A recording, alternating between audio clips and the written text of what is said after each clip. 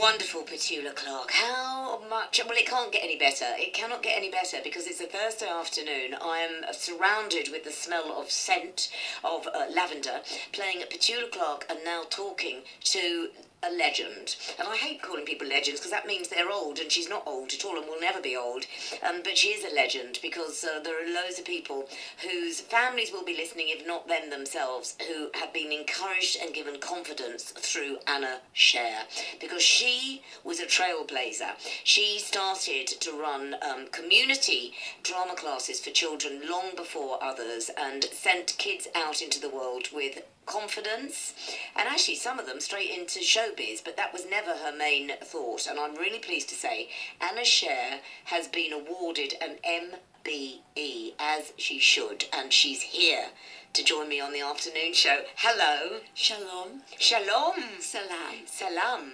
Yes, I start my classes that way by saying Shalom Salam. Do you? Yes. Have you done that from the word go? Well, I did lots of peace workshops around the world, like in Bosnia, integrating Serbs, Croats and Muslims, Northern Ireland, Catholic and Protestant. And so that's more or less sprung from there, where I just say Shalom Salam, everybody. Integration through improvisation. You are extraordinary, Anna, because I was saying that, right, I'm trying to think of all the people I know who I've worked with as a professional actress who went to your school. Let me think. Pauline Quirk. Yes. Linda Robson. And somebody called Leslie Gregson, who you probably don't remember, but she was at your school as a very young girl and then went on to be an actress quite briefly. And Kathy Burke. Kathy Burke, of course, all came through your doors. Naomi Harris, the Miss. I didn't know that. Miss Moneypenny. Yes, I didn't know. But your intention was never to create successful actors and celebrities. That was never your intention, was it? No. When I first started in January 1968, it started as a drama club, and I just announced at Assembly that I was going to run a drama club and all those that were interested to come along. And this was at Ecclesbourne Junior Mixed School, which is no longer there. And along to that very first class, a class of about 70, came Pauline Quirk and Linda Robson, and stayed for 22 years. Because I was in Once a Catholic, which is a show in the West End. And it's coming out again. Is it really? Yes, Kathy Burke is directing it at the Classical Theatre, yes. This is very funny. It was on in the West End for a long time, and I was in it at Wyndham's. And that's right. There were loads of girls in it that had come through your school, and we all ended up going. There's a girl, I don't think she went to your school, she may have done, called Anne. Oh, golly, what was her name?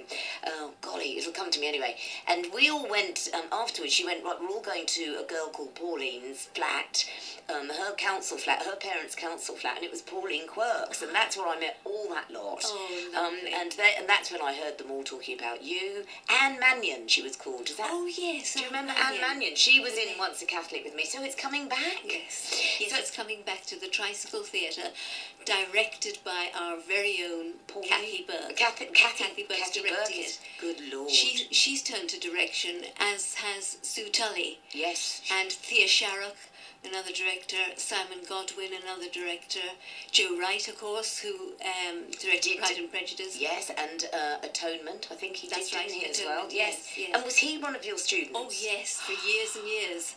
Lovely guy. Anna, I mean, sorry, I butted in there. So you started it off as a community in a primary school, was that right? Yes. You used that, and then when you did that, what were you offering? How did you? I doubt if you did advertise, but what did you say to parents? This is here for your children to do what? Well, it was just very simple. I conferred with the headmaster at the time, the late Mr. Linwood, and said, could I do some drama at the old art room upstairs? And he said, yes, of course you can. And I announced at Assembly, as I said, and then all these children came along. And March of the Mods was the first record I played. I was always playing records as well, like to do marching or whatever. But I fell into improvisation quite by chance really. And that was because there were so many in the class, as I said, about 70, and many of them were not good readers.